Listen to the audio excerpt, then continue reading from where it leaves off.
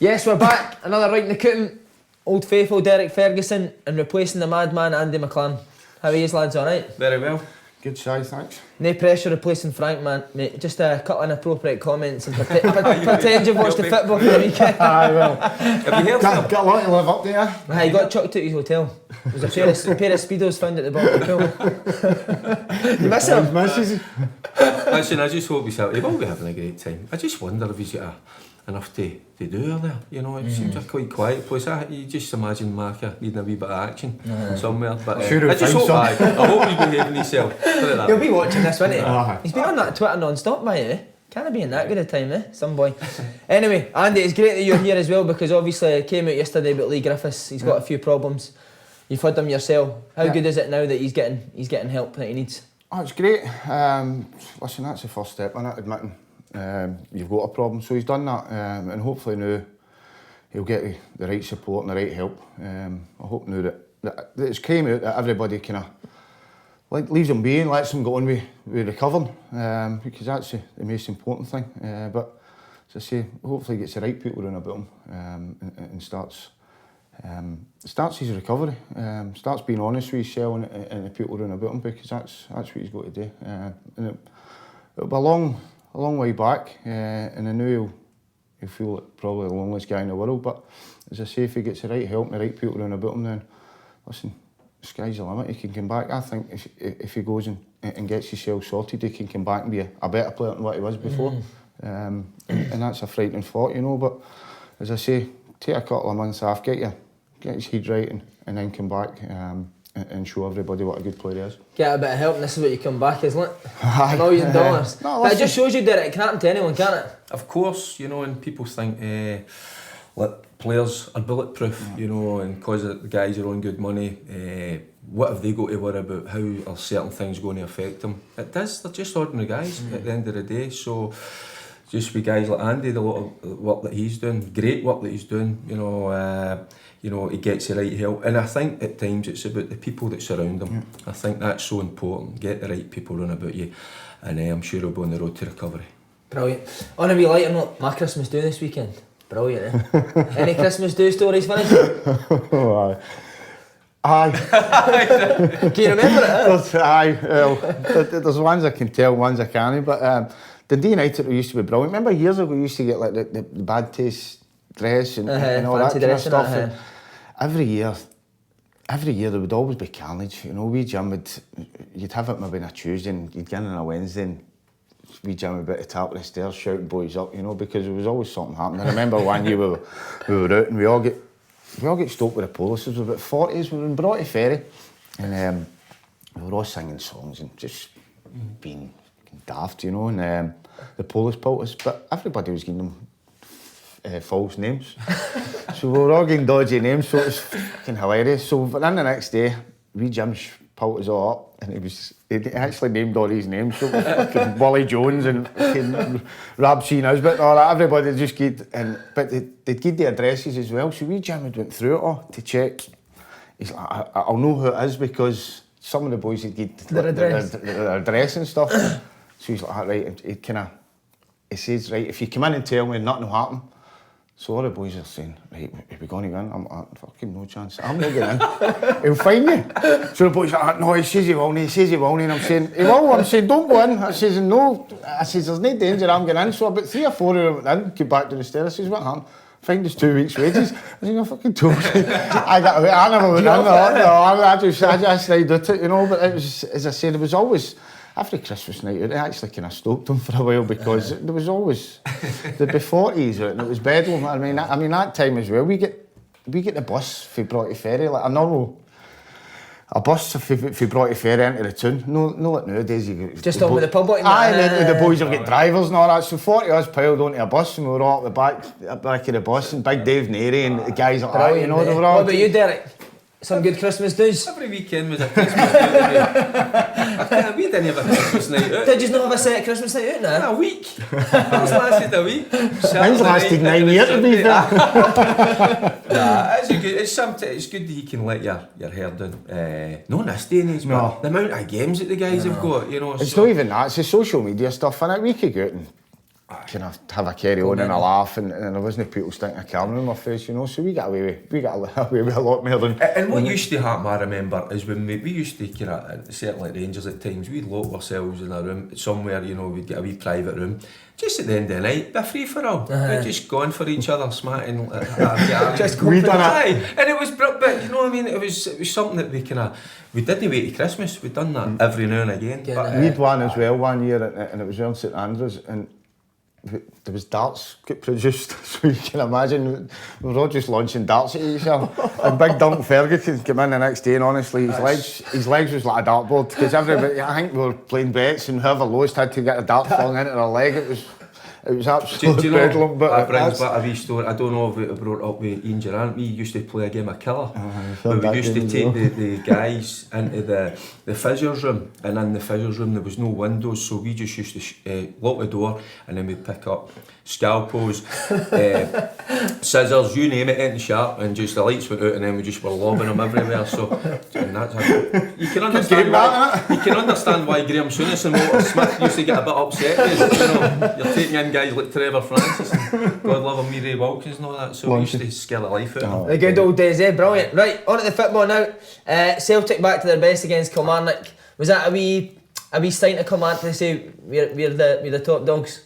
Aye, I think it was. I think it that was a big message, wasn't it? I don't think anybody was expecting that. 5-1. I thought it had been tight. Kilmarnock, they're usually solid, aren't they? They don't take many downs. I thought Celtic would have won the game, but I didn't think they'd have won it as easily as they did. So I think that was Celtic putting a wee marker down. Do you know, Andy, I thought Celtic were going to produce a performance. I said it last week. You know, when it comes to the big games, they come to the fore. But again, with Kilmarnock, how solid they've been, you know, and I thought again it's going to places like Celtic, but keeping it tight with the loss of goal after 2-3 minutes or something like that. So it was always going to be an uphill task, but I just think it was a case of Celtic flexing their muscles. But in saying that, Celtic, I mean, I think Kilmarnock getting into the game Celtic hadn't beaten them in 4 games, you know, so you think maybe they've got a wee... Something to prove. Sometimes you get a wee hoodoo. You get that with certain teams, don't you? You know, you just struggle to play against them, you know, but as I say, Celtic, as you say, flex their muscles and put a wee mark at them. He says he backed Celtic, but he also backed Kilmarnock to win the league. You sticking with it? Listen, Stevie Clark, how long's he going to be there? You know, it was a sorry for him, but it's a reality check. But you look at the key games already throughout this season, Celtic have shown what they're all about, and they've got a big game coming up on the 29th, you know, so, but that's another opportunity for Rangers to show what they're all about, because it's been disappointing of late. But I was surprised with the scoreline, but I wasn't surprised that Celtic won that game. This one will dent Kilmarnock's confidence too much, will it? See, to be fair, right, see for Kilmarnock, I don't think Celtic are in Kilmarnock's thing, you know what I mean? I think Kilmarnock are looking for third, fourth, if you're being honest, you know. So what happens in Celtic games is only going to impact on Kilmarnock's season. It's other games, you know. So listen, even I'm sure Steve Clark would even say the same thing, you know. He's not going to be judged against what he does against Celtic. It's other games, you know. That'll not rattle them, you know. But it's disappointing for them, you know, because they have been doing so well. I think that was more for the fans, wasn't it? Going to tap the league and stuff, you know. I think realistically, they knew it was going to be short term. Celtic had their strongest 11 out. You think he'll stick with that 11 or do you think he'll continue to make changes due to the busy schedule? I was a wee bit surprised that Brown didn't start, right? But I've said before and I'll say it again, I love McGregor in that position. Again, I just think you don't have to be that kind of enforcer in there. He reads the game ever so well. I watched the game, the final closely against Aberdeen, and he was winning little second balls that people don't see that, you know, but sometimes you see boys flying into tackles, that takes eye, but he's just a clever football player. I don't think it's about tackling now either, eh? It's all about positioning, and being in the right place at the right time, you know. And listen, you're going about Brunny, they wrote him off about 3 years ago as well with Ronnie Dyer, didn't he? He came back stronger, you know, so listen. You think he'll stay, Brun? There's talk him going to Australia, isn't there? I think he'll stay, won't he? I think there'll be coaching opportunities for him there as well, you know, and he's still a fit boy, he'll still get his part to play, but you know, he'll probably be looking at the other side of that, because there's been one or two other players. Toure done it, didn't he, as well? Toure's went at the coaching. There's been a few of them, so he maybe be looking at that, because you can't play forever, so you've got to start thinking about the other side of the game. Alright, on to Rangers, Derek. Disappointing performance and result at Dens. Was that a shock to you? It was a shock to us because I expected a response, and certainly when Dundee, you know, they go down to 10 men, you look for a little bit more invention. Certainly in the final third, they didn't have it, you know, and it was. It's just when you've got that huge travelling support going up there and, you know, expecting, and I was expecting it myself. So it was a poor performance individually, collectively. Maybe sometimes boys get a wee bit carried away, they hit the top of the league, think job's done. Well, no, you've got to prove a point, stay there, and, you know, in the last couple of results have been really disappointing. Because the manager was so impressed with him against Hearts, Steven Gerrard, and he's been really disappointed with Aberdeen and Dundee. But what do you put that down to? Is it just the pressure of being top of the league? See, looking at that as well, they've won once away from home this season. I think that Hearts game was the only time they'd won. And see, looking at Hearts, I think it kind of flattered them as well because it's not the same Hearts team. So they went they go to Hearts at the right time and they get a decent result there. But I mean, Rangers, they get it back to 1 each and the man sent off, and you think they're going to go and win 3-4-1. But listen, I think Steven Gerrard finding out about some of his players. You know, you've got to be able to handle it. Yeah, especially Rangers. Rangers as well. You're going to saying, see at home. Yeah. Sometimes it's easy to go out there and everything's going your way. Well, sometimes you've got to dig deep, and that means going away from home and putting in a performance.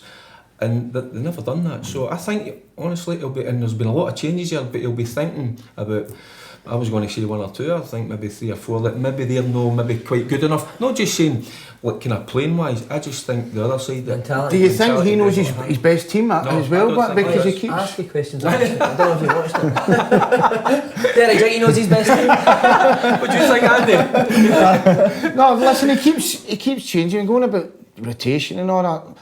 See, when you played, see if you were playing well, you just wanted to play every week. You wanted to play Saturday, Tuesday, Saturday, see, because you didn't train as much. And I think that the rotation thing. Would you go off your nut if that was happening? I'm not a fan of that. See, if you're playing well, you want to play. I think you look at the success of Kilmarnock. They've no changed it too much, so that's why. And boys get tired, then you change them. You know, see when I played, if you were playing well. I mean, I played in teams, and if you're winning it, just the same team played every week. You know, if you play Saturday, Tuesday, I know people say it's a lot of football, but you want to play football. Did you used to enjoy sitting watching that winning team playing every week? No, it's what you say. See, if you're winning, you just want to just keep... wind you up, boy. Listen, he can talk. He was up all right. I was on the bench Tuesday, so... He was on the bench at Edinburgh City, you know what I mean? So... Alright, calm down. Was that so tough? But what I want to ask you about, because there's a big thing on Twitter as well recently, I know you're not on it, but the centre-back pairing. A lot of Rangers fans asking why Katic has been dropped. Worrell's came in for him. Obviously they've got McCauley there now. What would be your preferred pairing? There as well. I think what you've got to find that pairing, and what Andy's saying, stick with it. You know, especially defensively, I think. No, because you look at that goal that Miller scores. You know, he's second best all the time, but he nips in there. You know, is it a lack of communication? Is it maybe one of the boys no covering each other? I don't know, but Steven Gerrard knows him. Just defend properly. But you've got to defensively. That's what you talk about sometimes. Rotation. I think sometimes in the final third, you know, because it might be a bit like kind of confidence side it, but I like a steady back four. To be honest with you, or a back three, back five, whatever you want to call it. But I think they've got to find that. And I think that's caused some of the problems. So what would be your pair? What would be your preferred pair at the back? I like Golson, although he made that mistake. You know, if he keeps it simple, I like my big centre backs just to defend and play. Give it to the boys that can play in front of you. I like Katic because he can pass the ball a wee bit better than 1 or 2, but maybe Golson and Katic for me. But do you know, I don't see them often enough to probably make that call. But he's got to get that right. He's got to get that back four, even the left back position. Halliday played there Sunday. It's not his natural position. What's happening with Wallace? It's incredible. He keeps saying that Wallace, he's got better options than Wallace. He's not got better options. Wallace is a top player, fit boy, and if politics, there's something going on behind the scenes which we don't know. So in January, how many? If you were Steven Gerrard, how many? What would you go and get? Well, he needs a forward as well. He needs a creative midfielder. He needs somebody that can slide passes through and stuff like that. I don't think they're creative enough. Something like that. But see now, you've got wee Dons who's been injured. I thought when he came, he would be that kind of that kind of player. Talkie Davis coming in. Talkie Davis well. coming in as well. That type of player, they need somebody that can. They can't rely on Morelos somebody as they end well. up, they were just launching it. They just Big started Lafferty, launching it. You know, you need Would to, you be happy you with need to have a Davis wee bit- coming back there? Absolutely, he's a top player, without a shadow of a doubt. But I'm not going to disagree with Andy there. I think you need that wee flair player, that guy, that number 10. But also you need a centre forward as well, because you can't trust Morelos at times. As good a player as he is, you know, these red cards and yellow cards that he They've got notches Lafferty up. there as well. Lafferty. I think Lafferty for me is an impact player. I'll be He's honest with he you. started with Lafferty, but as you say, when he starts games, he doesn't seem to have the same like him. impact. I like Lafferty coming on a game. I think he's a good impact player. Last half hour, my opinion. Okay, your old team Dundee, it certainly didn't look like a team that was going down. Much improved under Jim McIntyre now, eh? Yeah, well, he's been in and he's had that wee couple of weeks now to work with the boys, and he's got them well organised. They've started picking up results as well, and the good thing for them is they've not been left stranded at the bottom. You know, everybody's still in touch. You know, you still get. Listen, I think St Mirren are bang in trouble, because I think Dundee will get to the windy. Jimmy might get to the windy. I think he'll bring a couple of boys in, and he's got. Listen, you've always got a chance when you've got Kenny Miller there scoring goals, ain't you? See, if you've got a goal scorer, you've always got a chance. He's very driven, isn't he? Leeds by example, fit as a fiddle still at his age, and really sharp. But I think there's a few teams down there that'd be. But I thought about a month back, St Mirren, Dundee, but between the two of them we can see Motherwell, even Aki's. But Aki's get dragged in it all the time, don't he? Every year we talk about Aki's, and they always manage to. I watched their game last week and they were disappointing, and certainly in the second half. So you could see it maybe between they four, but a long way to go. Kenny Miller never celebrated against his old team. Where'd you stand on that? I remember my first game going back to Rangers with Hearts, and I scored, believe it or not. Did you? Aye, we get beat 2-1, but I scored the opening goal. I never celebrated because it was weird going back, because I'd spent just the 7 years I was at Rangers. Did you celebrate when Rangers made it 2-1?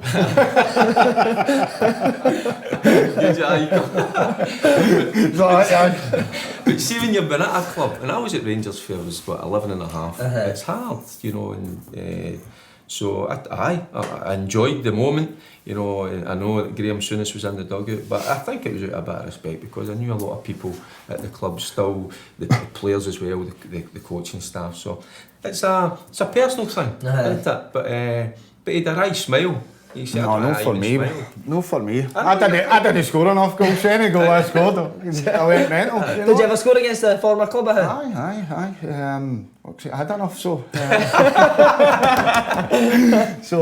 No, listen. If you score, that's your team, and that's who you're playing for. You know, every game I played, I wanted to win. I wanted to score. You know, so for me. I always celebrated a goal. Listen, it wasn't. Could be a last. It wasn't a lack of disrespect for the club, you know, because it was just. It's an emotional game, isn't it? You know. Because I was a fan, because I was there for such a long time as a young guy, it was different for me. So it was personal. So so that's why I didn't celebrate. All right. You didn't know what to do. That's how. You're probably right. Well, Right, on to the Edinburgh clubs. Both back to winning ways last weekend. Can you see them putting a wee run together now, or is it tough times ahead for them? Well, Hibs were good in the second half against Aki's. Had the wee Hindman done well when he came on, I seen? Aye, he's a terrific player as well, and that's what I like about Hibs. They created a number of chances, should have scored a few more, but they looked a wee bit more at themselves. They started slowly in that game. If Aki's had got off to a better start, they could have maybe get their noses in front, which would maybe cause a few problems for them. But certainly it looked like Hibs getting back to where they were a wee bit earlier in the season. But they play Celtic at the weekend, so it's hard to get that run of wins going. Yeah, You fancy them this weekend? No. No. I think Celtic will be too strong for them. That's the one.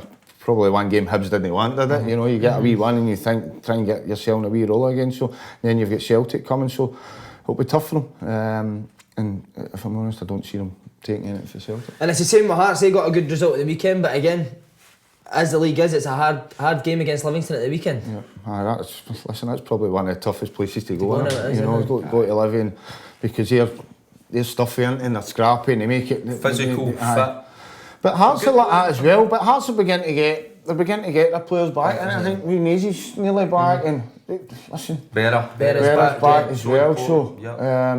I think that's what that's basically when Hearts fell away, wasn't it? When they're big players, you know, teams like that can't afford their 4 biggest players to boot the team, you know. So once you get them back, I think you'll see Hearts turning the corner again. All right, on to the one-man team in Scotland, Aberdeen.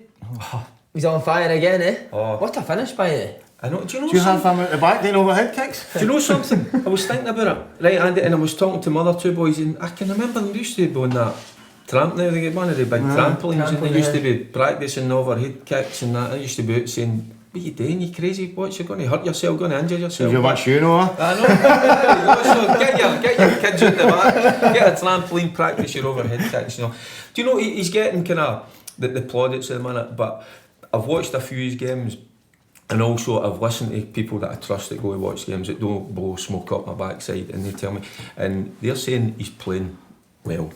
But he's what he does without the ball, which pleases me, because I keep saying it, he's got some attitude, he'll work his socks off, and actually he's not been well the last couple of games. He's been carrying a virus, so he has. So, but they needed to drag something from somewhere, and talking to Lewis, he says they played well, not just in the second half. He thought they played well in the full game, and it was just a moment that came, and he adapted. They needed that. They needed that.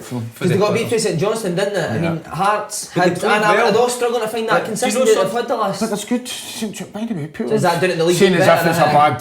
As if St Johnstone, good side. They've been unbelievable. You're on about Kilmarnock, but I think St Johnstone are 3 points behind Kilmarnock. You know.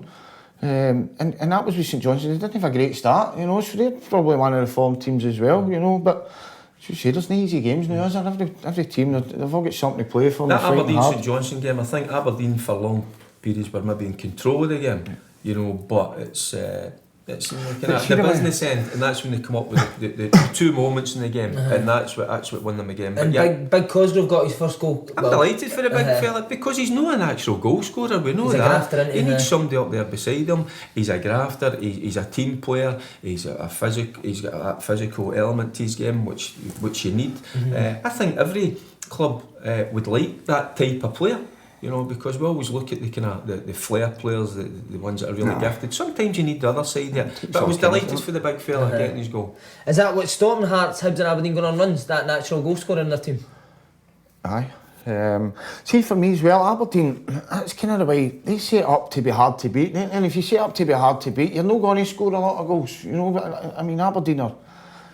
But Wilson's kind of been a disappointment, to be honest. We were expecting more for him. See, when you look at the strikers they sign, you think everyone, when you see the boy Wilson come in, you think he's going to do well. When you signed Stevie May, you thought he was going to, the boy Nicky May. They sign decent strikers, it's just for one reason or another. They just don't seem to. Why is that? Do they not create enough chances for strikers? Well, that's what I was just about to say. I think they set up to be hard to beat, and if you set up to be hard to beat, you're not as offensive, are you? You know, so they I maybe would look slightly to disagree with him, because you look at the teams that Derek puts out. You know, you've got although Gary's got the head injury, he'll be back. You've got McGinn, you've got Mackay Stevens. He was playing with Wilson earlier. But that's the 3 strikers, you know. It's like their midfield, like we Shinnie and that kind of dogs, and you know. Well, you've got the 2 dogs, and the 2 dogs I would say. Lewis Ferguson, Graham Shinnie, and then you've got, it's like a 4-2-4 at times he plays. So I would say, it's up to the players to go and produce. So he's playing that. It's like a 4-2-4 formation. 4 forwards he's playing with. So it's up to them to produce the goods. And I think Derek's already said it during the week that if they don't produce in January, they'll go out and try and strengthen. It's weird because Greg Stewart's flying, playing up front, but they'll never really played him up front, did he? No, that number 10. I think he just floats about Greg Stewart. You know, I think Stevie Clark's kind of give him the free. Listen, maybe go, but you know what it's like. You go to a certain club and it just fits you, doesn't it? And it just feels right, and you hit the ground running. You get a goal early, and the confidence comes, and that's what happens with strikers, isn't it? You know, it's a confidence thing. You know, maybe. Listen, get one going in off your arse or something, the next minute you go on a wee run, you know what I mean? Right, that's what it's like. On to the Coombe, no pressure because these two are usually hopeless. But that's how competitive this league is. How hard is it in any given Stop day? making Come on, I've got to get it. Right, Andy, I'm going to let you go first, see if we can get a wee change in fortunes. You're going Kilmarnock versus Dundee. I'm going to go my old team Kilmarnock. I think Dundee have obviously picked up, but Kilmarnock at home, very strong. And they'll be looking to bounce back for the negative result for last week. St Mirren versus Aberdeen. I'm going to go Aberdeen. Obviously, great result during the week, taking back for 2-1 and get the last minute winner. So Aberdeen, I think St Mirren are struggling a wee bit. Yeah. Hibs versus Celtic. I'm going to go Celtic. I think obviously again Celtic hitting form at the right time, and this is an important period in it. So Celtic will be looking to go on a good run, take that form into the game of the 29th. And finally Rangers versus Hamilton. Rangers home win. I think Hamilton struggle away from home, especially going to Ibrox, and Rangers good home form, so I think that's a home win for me. Right, okay mate. Derek, on to you.